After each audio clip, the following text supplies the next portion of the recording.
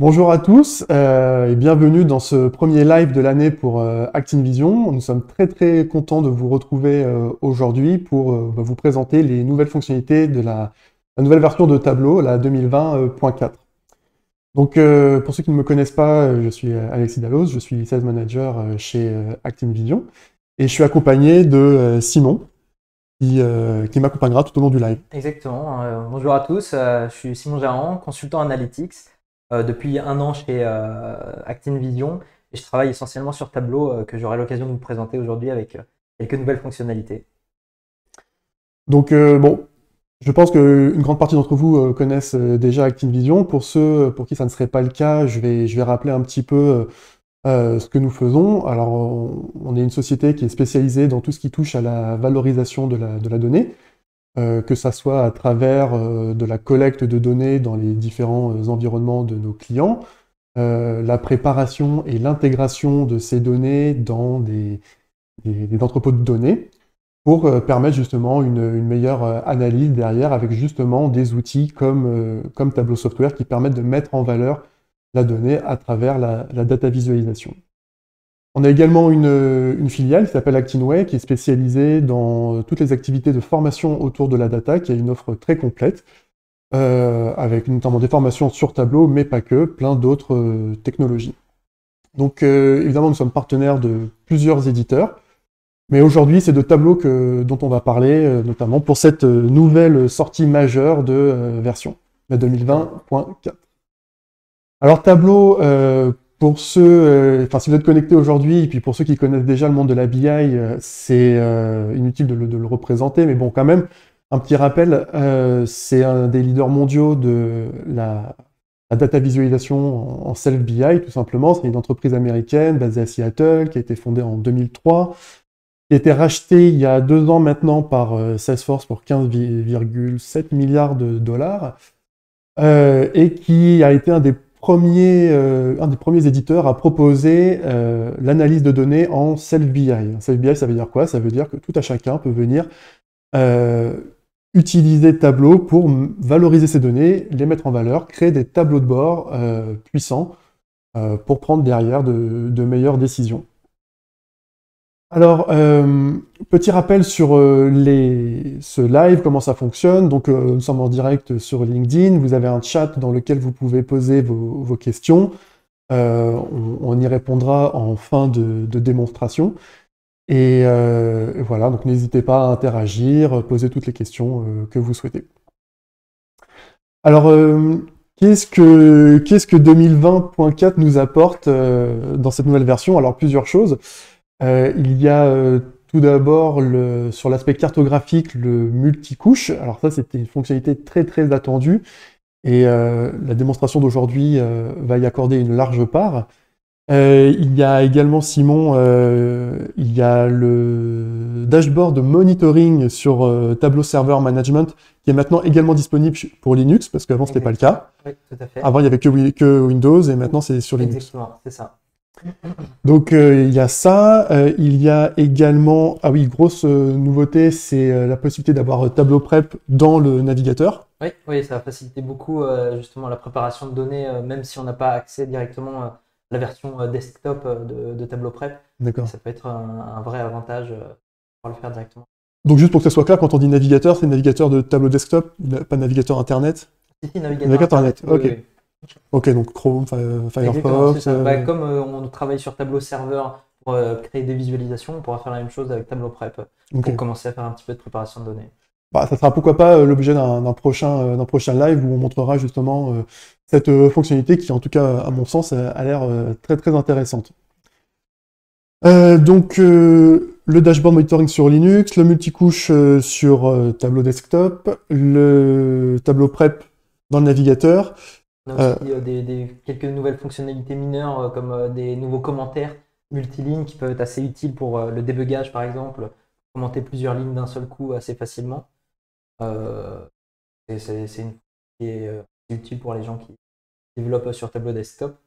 Ok, et puis après j'imagine il y a aussi des évolutions sur Tableau serveur et online, des améliorations dans la conception de nouvelles fonctionnalités qui apparaissent, des nouveaux raccourcis, des optimisations, enfin voilà, c'est des choses très très classiques.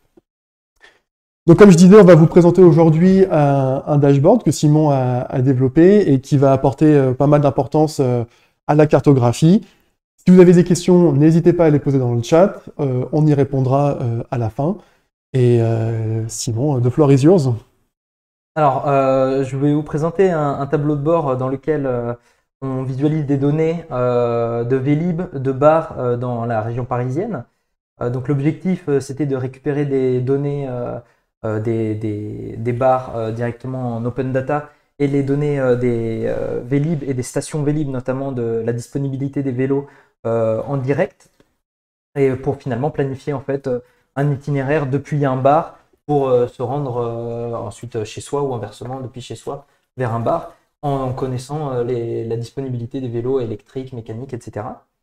Donc on a la possibilité, si vous regardez sur mon écran, de choisir à quelle distance on souhaite se rendre depuis le bar que l'on aura sélectionné. Là actuellement on est à 300 mètres, on peut modifier cette distance par rapport au bar. Donc Simon, juste que je comprenne bien, en fait chaque point vert représente un bar. Exactement. Et chaque point bleu représente une station de Vélib, c'est ça? Alors les stations Vélib ici sont représentées par les petits cyclistes. Effectivement, chacun des points verts représente un bar dans Paris. On va pouvoir venir sélectionner n'importe quel bar dans Paris et avoir la liste des stations Vélib qui sont à proximité. Donc chacune de ces stations Vélib est également représentée ici sur ce graphique en Sunburst, dans lequel en fait on peut visualiser pour chacune des couleurs ici une station de Vélib qui est présente ici dans notre cercle bleu. Et on va pouvoir ensuite voir le détail du nombre de vélos disponibles, qu'ils soient électriques ou mécaniques, directement ici dans la deuxième couche de notre Sunburst, qui nous permet donc de visualiser que ici par exemple à la station française Étienne Marcel, nous avons 4 vélos électriques disponibles et donc on pourra s'y rendre directement depuis le bar que l'on aura sélectionné en marchant moins de 300 mètres. Ok, d'accord. Et donc on peut rajouter comme ça autant de couches sur le Sunburst à partir du moment où bien sûr on a les données dernières? Oui, bien sûr. En fait, c'est justement l'avantage de détourner la fonctionnalité des cartes multicouches on va pouvoir maintenant mettre autant de couches qu'on le souhaite tant que les données que l'on met le supportent et que finalement on va pouvoir empiler de différentes couches qui vont finalement faire un donut de plus en plus fin jusqu'en haut. Donc on verra tout à l'heure comment est construit exactement ce Sunburst, mais c'est beaucoup plus facile que précédemment. Parce que dans les solutions précédentes pour faire des Sunbursts, on devait vraiment réaliser des choses techniques qui étaient assez fastidieuses et longues. Et c'est d'ailleurs la même chose pour les cartes multicouches. Là, on peut voir que l'on a ici un encadré autour de notre arrondissement dans lequel se situent les stations Vélib. On voit également ici en bleu surligné les pistes cyclables dans cet arrondissement.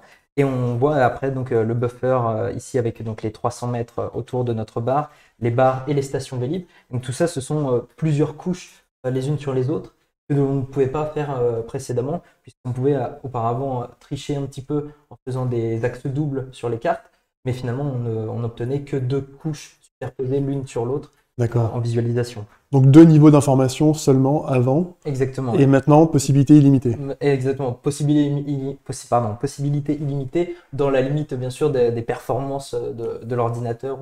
Et des bonnes pratiques de data visualisation. Exactement, c'est ça. Il faut que ça reste lisible et compréhensible d'un premier coup d'œil par l'utilisateur.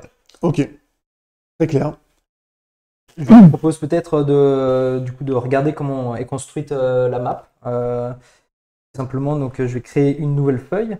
Donc ici, nous avons nos données dans le volet des données. Je vais d'abord rajouter les informations de l'arrondissement. Donc je vais double-cliquer sur la géométrie. Ce tableau automatiquement me crée une cartographie. Je vais rajouter le détail des arrondissements, comme ça on a chacun des arrondissements individuels. Je vais pouvoir rajouter très facilement maintenant une deuxième couche, simplement en sélectionnant donc, ma deuxième géométrie. Je vais faire un drag and drop ici sur cette nouveauté justement, qui est la nouvelle couche. Donc si je dépose ma couche, maintenant on peut voir les pistes cyclables qui sont apparues. Donc maintenant je peux jouer aussi un peu avec les couleurs et l'opacité pour rendre tout cela plus lisible. Voilà, je vais justement maintenant faire quelque chose qu'on ne pouvait pas du tout faire précédemment, rajouter une troisième couche. Et donc là, il me suffit de prendre mes barres. Je vais prendre l'attitude et longitude de mes barres et les placer. Donc ça veut dire que là, les pistes cyclables, quelle est la donnée qu'il y a derrière? Est-ce que tu importes un shapefile? C'est ça, en fait. Le réseau cyclable, c'est un shapefile dans lequel en fait, j'ai la géométrie de toutes les pistes cyclables. J'ai un GeoJSON pour toutes les données des barres que l'on voit ici en bleu sur la carte. De même pour les arrondissements, c'est un shapefile. Et pour les stations Vélib, on a également un GeoJSON. Donc finalement, en fait, on va pouvoir superposer comme ça plusieurs données géographiques sur une seule cartographie avec plusieurs couches assez facilement. Donc là, on voit déjà que j'ai 3 couches différentes donc ici que l'on peut visualiser dans notre étagère des repères. Donc ici, on voit ma couche des étages et terrasses. Ici, j'ai les réseaux cyclables. Ici, j'ai les arrondissements que l'on peut voir très facilement directement sur notre cartographie. Et après, simplement, il me suffit de rajouter, pour obtenir le même résultat que j'avais sur le tableau de bord, je peux rajouter ici les stations Vélib. Donc encore une fois, je glisse sur ce nouvel outil de couche, mes stations Vélib. Et alors, petite question aussi, le shapefile et GeoJSON, il me semble que c'était des fichiers qui étaient déjà supportés par Tableau. Oui. Mais est-ce que cette nouvelle mise à jour permet justement facilite l'intégration de ces fichiers, ou de ce point de vue-là, ça ne change pas? Alors de ce point de vue-là, ça ne change pas. On a toujours une intégration très facile au niveau des données. Si je vous montre là, si on va dans les sources de données, on glisse et dépose simplement les fichiers. Donc ici, de tous nos fichiers spatiaux, on a juste à sélectionner celui que l'on souhaite et le glisser directement dans notre outil de conception de source de données. Et Tableau traite ça très simplement. Il reconnaît tout de suite les géographies, donc les latitudes, longitudes. Il reconnaît aussi les géométries, etc. Et on peut, de façon classique aussi, lui indiquer s'il ne trouve pas de lui-même qu'il s'agit Ok. d'une donnée spatiale. Donc de ce point de vue-là, on n'a pas de changement, mais c'est toujours aussi simple que ça l'était précédemment. Simplement, maintenant, on peut les empiler Les les uns superposer. sur les autres, exactement. Ok. Donc là, je vous ai montré une cartographie assez simple dans laquelle on peut visualiser justement plusieurs couches les unes par-dessus les autres sur une carte somme toute classique. Mais on a la possibilité aussi de détourner finalement les cartographies pour d'autres utilisations que vous pourrez retrouver aussi sur notre site. On a un article qui présente justement une de ces possibilités en superposant plusieurs graphiques les uns sur les autres directement dans une même visualisation. Moi, ce que je vais vous présenter, c'est le Sunburst, dans lequel justement on superpose un pie chart avec un autre camembert ou pie chart directement. Donc, ce que l'on pouvait faire précédemment, mais de façon beaucoup plus complexe, finalement, aujourd'hui, on peut le faire directement avec les cartes multicouches assez simplement. Donc, si je vous montre, donc on va faire sur nos données cyclables. Donc, je vais créer ma géolocalisation. Donc, je vais double-cliquer là sur mes stations Vélib. Donc maintenant, j'ai une cartographie qui est créée automatiquement. Ce qu'il me suffit de faire maintenant, c'est de créer en fait ma visualisation. Donc pardon, là je me suis trompé, je vais prendre plutôt, en fait ce que je vais faire, c'est créer un point central, donc que j'avais déjà créé au préalable. Je vous montre en fait qui me centre directement sur ma carte. Donc ici, je peux utiliser justement ma nouvelle fonctionnalité de commentaire multiligne. Pardon, en mettant tac, qui est le centre de la carte. D'accord, parce qu'avant, pour faire un commentaire, il fallait mettre dièse, Exactement. écrire une ligne de commentaire, et si on voulait écrire une deuxième ligne de commentaire, il fallait revenir à la ligne, remettre dièse, Exactement. et écrire le commentaire. Donc c'était un peu plus long et fastidieux. Là, avec cette nouvelle orthographe, c'est beaucoup plus fluide et simple. Exactement. Et en fait, ça nous permet, notamment quand on fait du débugage, si on a plusieurs lignes à commenter pour tester des choses, au lieu de faire à chaque fois un dièse, de passer à la ligne suivante, de nouveau dièse, etc. Là, il nous suffit de mettre les deux balises et c'est extrêmement rapide. Ok. Donc là, ce que je fais, c'est donc que je vais utiliser un point central, donc qui va, là, lorsque je vais le glisser dans ma visualisation, je vais avoir un point central en plein centre de ma carte du monde. Maintenant, je vais simplement rajouter les informations directement dans la visualisation. Donc, on va prendre nos stations. Pardon, on va prendre les informations des vélos donc, disponibles. Donc ici, je vais prendre les informations des vélos électriques et mécaniques disponibles et aussi le nombre total de bornettes pardon, qui sont libres. Donc ici, je vais glisser ça directement au niveau de mon détail. Je vais rajouter mes valeurs de mesure. Pardon, il faut juste que je passe d'abord mon type de repère en pie chart, que je veux faire en fait un camembert. Ensuite, je vais peut-être grossir aussi ma visualisation. Donc, je vais donner une information quelconque de mesure à Tableau pour qu'il puisse gérer plus facilement ici la taille. Comme ça, je peux faire un grand pie chart. Maintenant, je vais rajouter mes informations au niveau des angles.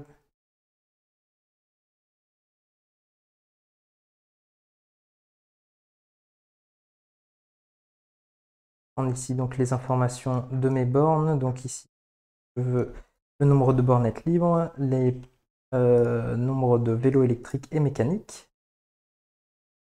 Valeur de mesure.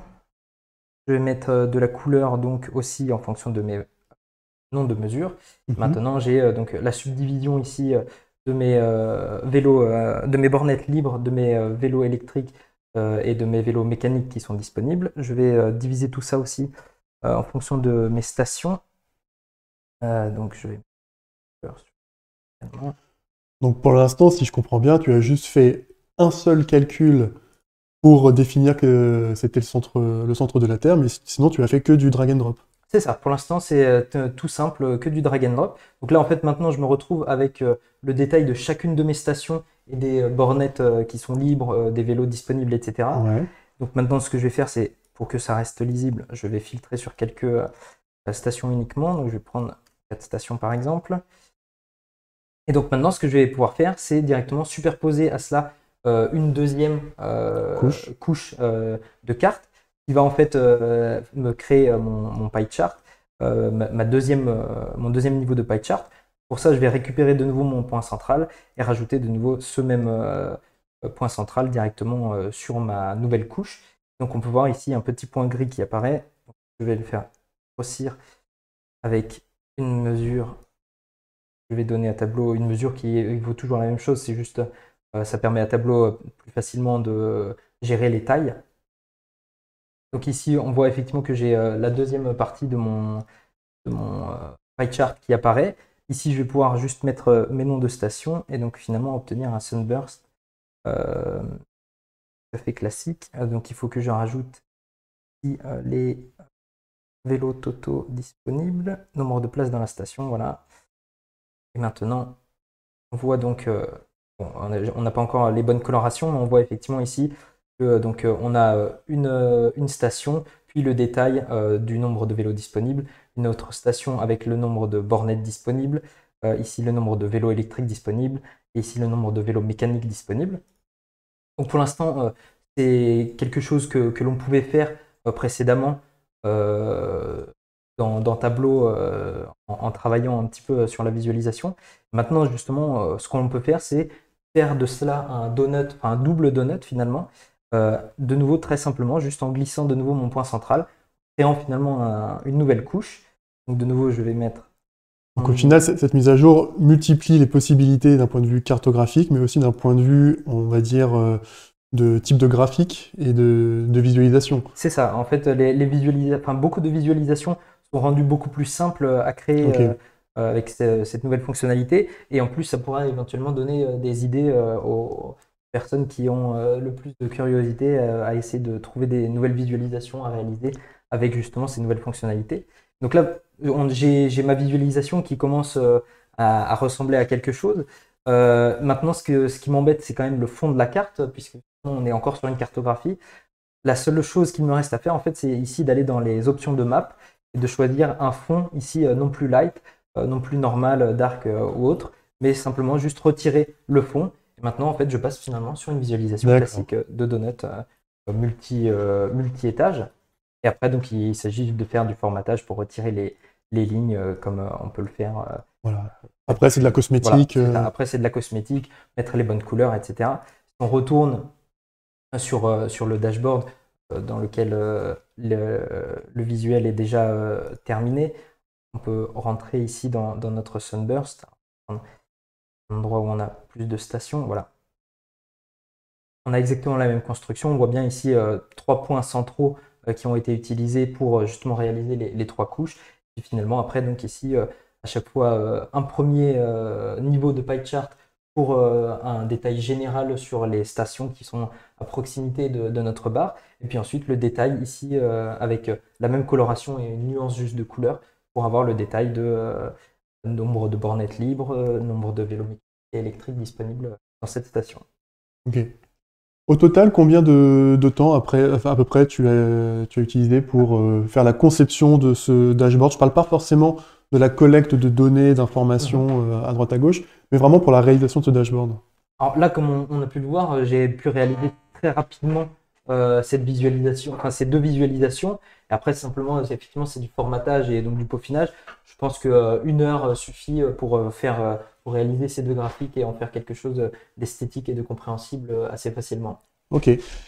Alors, sur l'aspect cartographique, ma question va peut-être être un peu naïve, mais dans l'ancienne version de Tableau, je pouvais avoir une cartographie avec, par exemple, la carte du monde. Ensuite, je pouvais descendre d'un niveau de détail, voir la France. Ensuite, je ne sais pas, les régions, les départements, les villes, et encore plus si on avait la donnée.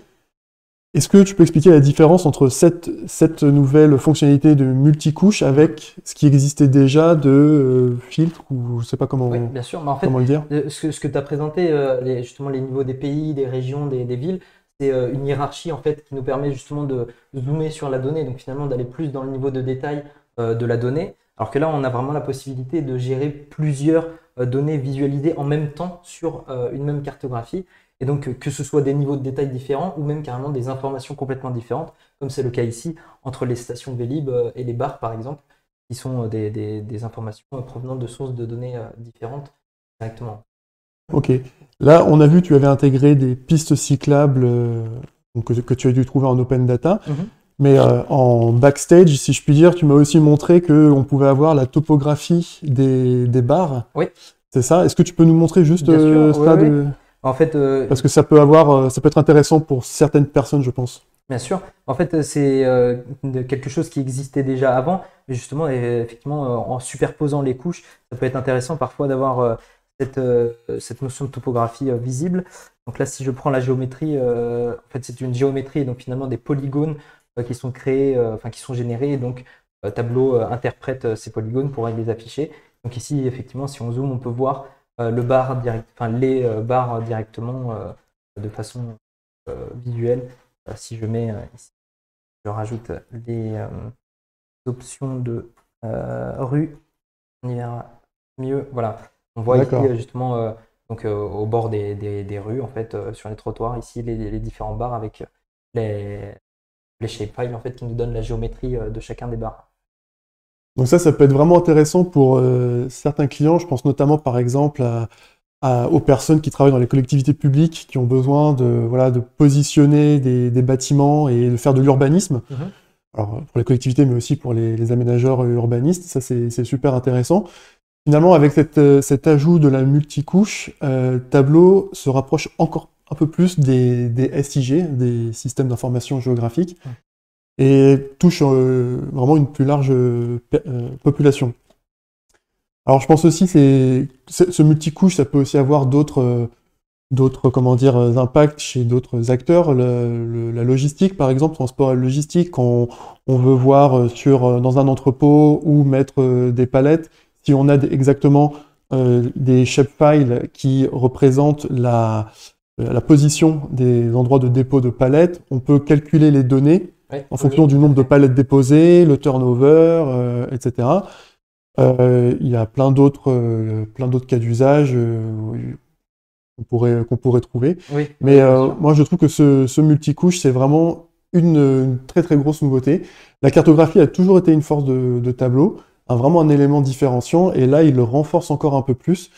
Donc là, c'est vraiment, j'ai envie de dire, il kill le game, quoi. Oui, je suis tout à fait d'accord. Ouais, c'est vrai que là, c'est une option qui permettra de solutionner plein de problèmes par rapport aux cartographies que l'on pouvait rencontrer précédemment, justement par rapport à des limitations qu'on pouvait avoir par rapport au nombre de couches.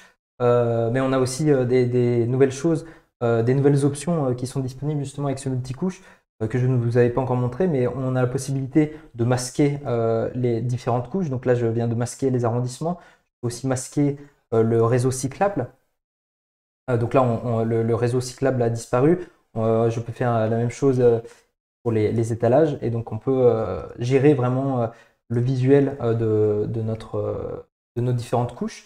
On a aussi la possibilité de désactiver la sélection de ces différentes couches et donc finalement de rendre l'utilisation de notre carte beaucoup plus facile et plus instinctive. Donc là, si je désactive par exemple mes arrondissements, je vois bien que là, je ne peux plus sélectionner individuellement les arrondissements. Ça me permettra d'avoir une sélection plus simple et plus fluide si je veux sélectionner juste par exemple mes stations Vélib ou mes bars. Donc là, je vois effectivement encore que mon réseau cyclable me pose problème par rapport à la sélection. Je le désactive. Et là maintenant, voilà, mon réseau cyclable n'est plus sélectionnable. Je peux directement juste maintenant sélectionner chacune de mes stations Vélib ou chacun de mes bars directement sur ma carte. Ok. Alors ce qui sera intéressant de voir aussi dans les prochaines semaines, c'est de voir toutes les créations qui vont sortir sur Tableau public, parce que voilà, un autre élément différenciant de Tableau, c'est sa communauté, un très grand nombre d'utilisateurs à travers le monde qui peuvent publier quotidiennement des centaines de dashboards sur la plateforme publique de Tableau public. Si vous ne la connaissez pas, je vous invite à y aller et jeter un œil. Il y a des choses très très très sympas à voir. Et je suis sûr qu'il y a plein d'utilisateurs qui vont mettre en avant ces fonctionnalités, Et on va voir plein de belles choses, j'en suis sûr, des cas d'usage super intéressants. Et d'ailleurs, tu pourras peut-être le publier sur Tableau public, Oui, bien sûr. celui-là. Ce dashboard sera disponible sur Tableau public et vous pourrez directement interagir avec les données qui sont dedans. Et vous aurez la possibilité également de retrouver le live que l'on est en train de faire directement ici en cliquant sur notre option vidéo pour ici en bas à gauche sur notre tableau de bord pour accéder directement au live que l'on est en train de faire et donc pour avoir de nouveau l'explication de comment tout cela est construit. D'accord, donc n'importe quel utilisateur qui arrive sur Tableau public voit ce dashboard, il clique sur le petit bouton et il peut voir ce live. Exactement, c'est ça. Super. Et il peut également interagir avec les données et finalement planifier à la réouverture des bars parisiens son itinéraire. On les attend, hein. Voilà. On les attend. Toujours pas d'annonce, mais on les attend. D'ailleurs, dès qu'ils ouvrent, j'utiliserai ce dashboard. Eh ben, Ça va être parfait. mon nouvel outil de loisir. Je demande à la régie si on a des commentaires peut-être déjà qui sont arrivés. Alors, alors cette action de masquer peut être laissée à la main de l'utilisateur final? Alors, l'action de masquer, Alors, j'en ai pas encore eu, j'ai pas encore eu l'occasion de tester à la publication sur Tableau serveur, mais de ce que j'ai l'air de faire, enfin d'utiliser, j'ai l'impression que pour l'instant c'est que pour les desktops et donc finalement au moment de la conception de notre visualisation. Mais à voir, je pense que il faudrait vérifier sur Tableau serveur pour s'en assurer si n'importe quel utilisateur peut le faire. ok, alors je rappelle du coup qu'une mise à jour Tableau, c'est une mise à jour qui va toucher ces différents produits, dont Tableau desktop et aussi Tableau serveur ou online. Alors pour obtenir cette mise à jour, en fait, il y a rien de plus simple. Sur Tableau desktop, il faut cliquer sur le bouton mise à jour. Si ensuite vous avez un environnement Tableau serveur, eh bien il faut faire une montée de version. Vous pouvez suivre pas à pas les indications disponibles sur le site internet de Tableau. Mais si vous souhaitez être accompagné et le faire ensemble, ActineVision peut tout à fait vous aider dans cette montée de version. Surtout que pour les environnements conséquents, voilà, cela peut prendre un petit peu plus de temps que pour les environnements, on va dire, plus restreints. Donc je crois qu'on a une question pour Simon. Alors, bonjour. Est-ce qu'on peut en cartographie représenter un graphique, par exemple un camembert, sur des zones? Département, alors département, je suppose, arrondissement, point. Bien sûr, oui. Bah, justement, c'est une des présentations qui était faite par Tableau au moment de l'annonce des nouvelles fonctionnalités. On peut tout à fait justement gérer plusieurs couches. Donc, une première qui serait une carte justement représentant des départements, arrondissements, etc. Et par-dessus ça, mettre un camembert ou même un pie chart. Justement, maintenant, on peut faire facilement un pie chart par-dessus, puisqu'on peut rajouter encore des couches supplémentaires sans problème. Ok, donc pas mal de choses en tout cas. Toi qui es un utilisateur, on va dire, très avancé sur Tableau, en toute objectivité, comment évaluerais-tu la difficulté d'utiliser ces shapefiles et ce multicouche? Moi, j'ai juste vu un drag and drop ajouter une couche, ça m'a l'air très simple. Après, est-ce qu'il y a un envers du décor ou c'est aussi simple que ça? Alors, tout dépend de comment sont construites les données derrière. Mais si la source de données contient déjà des géométries ou des latitudes-longitudes sans problème particulier, c'est très simple comme je l'ai fait là, juste de glisser, déposer les pilules et simplement après gérer les différentes couches et l'affichage de ce que l'on souhaite afficher sur chacune des couches individuellement ici lorsque l'on la sélectionne. Après, effectivement, c'est sur certaines données, ça peut être plus compliqué parfois si derrière il faut retravailler les données pour avoir quelque chose de propre. Mais en tout cas, c'est quelque chose de très facile puisque justement là, il me suffit juste de glisser un élément ici de géographie et finalement j'ai tout de suite ce petit repère ici qui s'affiche, qui me propose de créer une nouvelle couche. Donc je vais pouvoir rajouter des informations par-dessus très facilement. Ok, donc au final, les fondamentaux ne changent pas. Si on veut obtenir de belles visualisations, il faut qu'on ait des bonnes données derrière qui soient facilement exploitables. Exactement. Si on a des mauvaises données, des mauvais points géographiques, bah, finalement, les dashboards ne ressembleront à rien, puisque vous allez avoir un bar qui va couvrir peut-être les 3/4 de Paris, parce que les données ont mal été renseignées. Donc voilà, c'est toujours la même chose. Il faut vraiment utiliser des données de qualité. Tableau est vraiment un outil qui va aller piocher dans des données et les valoriser, les montrer, les visualiser. Si la donnée n'est pas de qualité en amont, eh bien, les visualisations derrière ne seront pas pertinentes. Donc voilà, vraiment mettre l'accent dessus. Tout à fait, oui. Je pense que justement, l'utilisation d'un ETL peut être intéressante pour après rendre les données plus propres. Mais effectivement, le propre de Tableau, c'est d'analyser les données. Finalement, si on a des données qui sont incorrectes ou incohérentes, faire en intérêt. Donc ça, on peut le faire notamment avec Tableau Prep, qui est maintenant disponible en mode web, finalement, dans le navigateur. Exactement, c'est ça. Et alors, du coup, ça veut dire que Tableau Prep peut être accessible aux utilisateurs finaux qui utilisent Tableau Server, ou ça reste quand même à l'usage des utilisateurs qui vont utiliser desktop, mais en fait, les utilisateurs de desktop vont utiliser Tableau Prep dans le navigateur plutôt que dans l'outil logiciel installé. Alors, j'ai pas justement encore vérifié cela exactement sur Tableau Server, mais normalement, d'après justement les différentes licences qu'on peut retrouver Desktop et Explorer, on devrait avoir cette utilisation réservée au desktop, puisque justement c'est l'intérêt qu'un utilisateur créateur puisse créer des sources de données et les explorers seulement les utiliser directement, créer des visualisations à partir de données qui sont déjà publiées, ne pas avoir à toucher les sources de données qui sont cachées derrière. Ok. Donc petit rappel, Tableau Prep a un outil de préparation de données qui est fourni avec une licence Creator, qui va vous permettre justement de faire ce travail de préparation de données en amont. Si vous avez des données de mauvaise qualité, que vous souhaitez enlever des doublons, retirer des valeurs nulles, rajouter des colonnes, ce genre de choses, vous allez pouvoir utiliser Tableau Prep pour améliorer la qualité de vos données et qu'elles soient ensuite mieux exploitables derrière. Est-ce que, alors soit avec une capture d'écran ou alors peut-être sur Internet, tu peux montrer, on a parlé du dashboard de monitoring sur TSM, Tableau Server Management. Bon, c'était disponible avant sous Windows, maintenant c'est disponible sur Linux. Pour les éventuels utilisateurs Linux qui nous regardent, est-ce que tu peux leur montrer en gros à quoi correspond ce dashboard? Bien sûr, alors déjà c'est un dashboard, c'est un outil de monitoring qui va nous permettre de visualiser les performances de Tableau Server et donc voir l'utilisation du processeur, de la mémoire, etc. Directement sur un outil dédié à Tableau Server. Donc je vais partager juste le bon écran parce qu'effectivement je ne montrerai pas la page.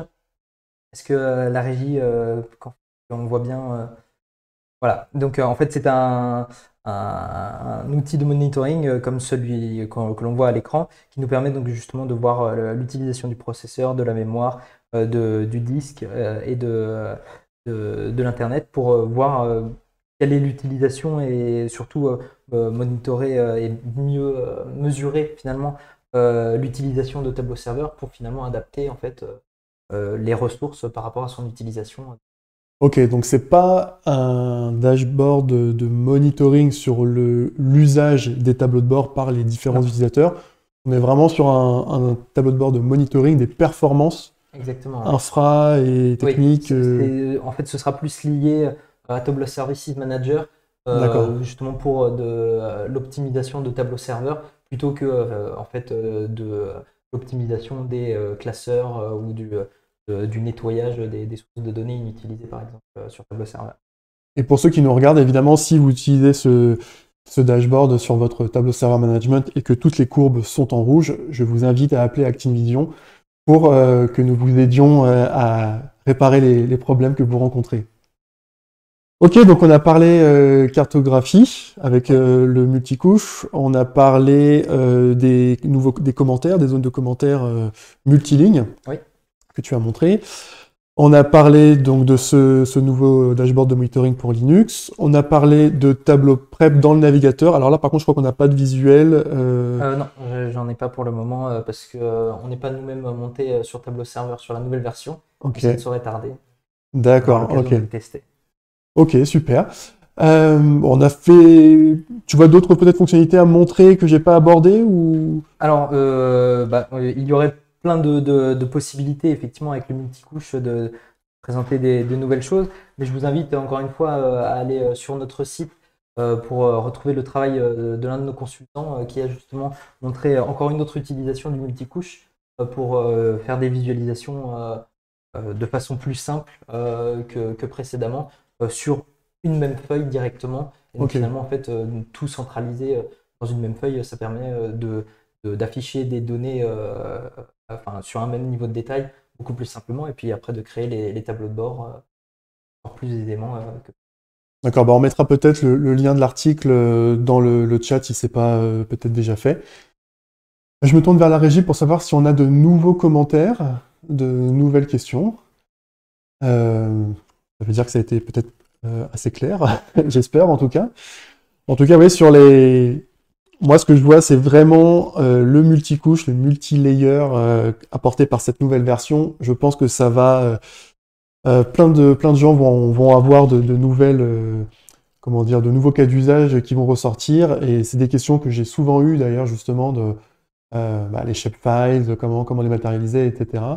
Et je suis sûr que voilà, on va trouver plein de cas d'usage. Pour l'instant, je vois les aménageurs, je vois évidemment le transport et la logistique. Ça peut aussi être très intéressant dans le secteur du retail, les magasins qui disposent de rayons, par exemple. De rayons, si chaque rayon est cartographié, on peut voir un peu quels produits ont été pris dans quelle zone. Alors moi, je vais parler de mon expérience personnelle. J'étais allé à Seattle dans le premier magasin Amazon où, en libre service où on ne paye pas, en fait, il n'y a même pas de caisse, où il suffit de prendre un article sur une étagère, on le met dans son sac à dos, on sort du magasin et l'article nous est automatiquement débité de notre compte Amazon. En fait, quand je vois le multicouche, et justement que je pense au retail, bah, je me dis, comme tout est piloté par des caméras et que je suis sûr qu'on va y venir un jour ou l'autre, bah, on pourra très facilement mesurer et piloter comment les utilisateurs vont chercher un produit, peut-être combien de temps ils mettent à se décider avant de le prendre, est-ce s'ils le prennent, est-ce qu'ils le reposent derrière. Enfin, voilà, ça ouvre plein de possibilités et de possibilités d'analyse derrière tout ça. Donc, j'ai hâte de voir les cas d'usage qui vont sortir prochainement.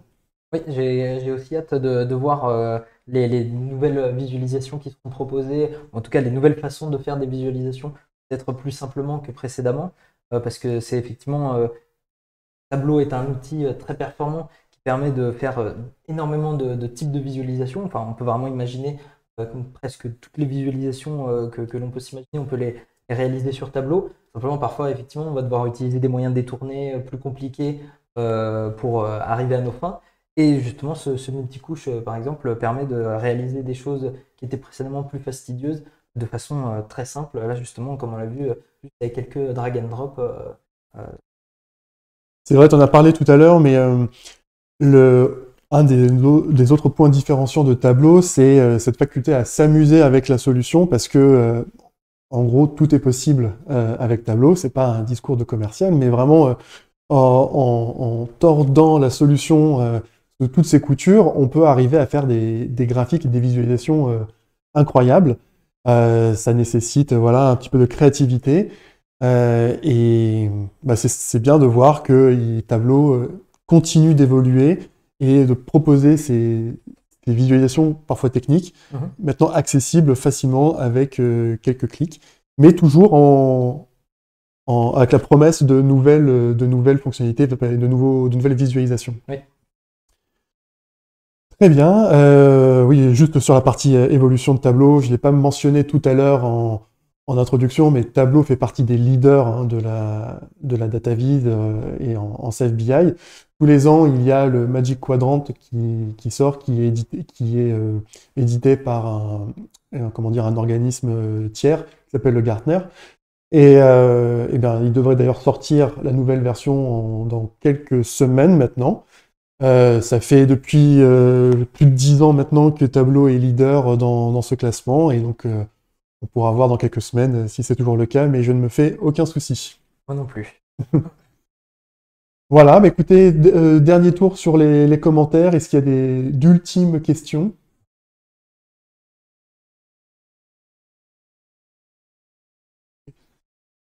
Et donc, je précise aussi qu'il y a un petit temps de latence entre, j'aurais dû le préciser en introduction, un petit temps de latence entre le moment où je parle et vous nous entendez. Donc, le temps que je parle, il y a peut-être de nouveaux commentaires qui sont arrivés. Si c'est pas le cas, je vous invite à télécharger la version d'évaluation de Tableau Desktop, où vous retrouverez toutes ces fonctionnalités. Elle est accessible directement sur le site internet d'ActinVision. Donc je vous invite à vous rendre sur notre site internet. Et justement, le lien ActinVision et Tableau Software sont les deux disponibles sur le dashboard directement tout en bas à droite. Donc justement, vous pourrez directement retrouver aussi bien notre site que celui de Tableau Software pour récupérer les versions d'essai, d'évaluation de Tableau Desktop. Voilà, donc en bas à droite, on voit effectivement maintenant les liens qui s'affichent. Très bien. Bah écoutez, s'il n'y a pas d'autres questions, je pense que voilà, il est venu l'heure de clore ce live. N'hésitez pas voilà, à faire des commentaires sur les réseaux sociaux. Non, on n'a pas Facebook en fait. LinkedIn. Mais en tout cas, voilà.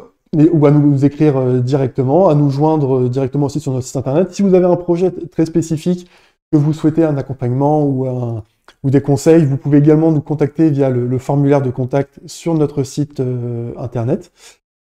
Et puis, eh ben, je me ferai un plaisir de vous rappeler pour échanger ensemble sur votre projet.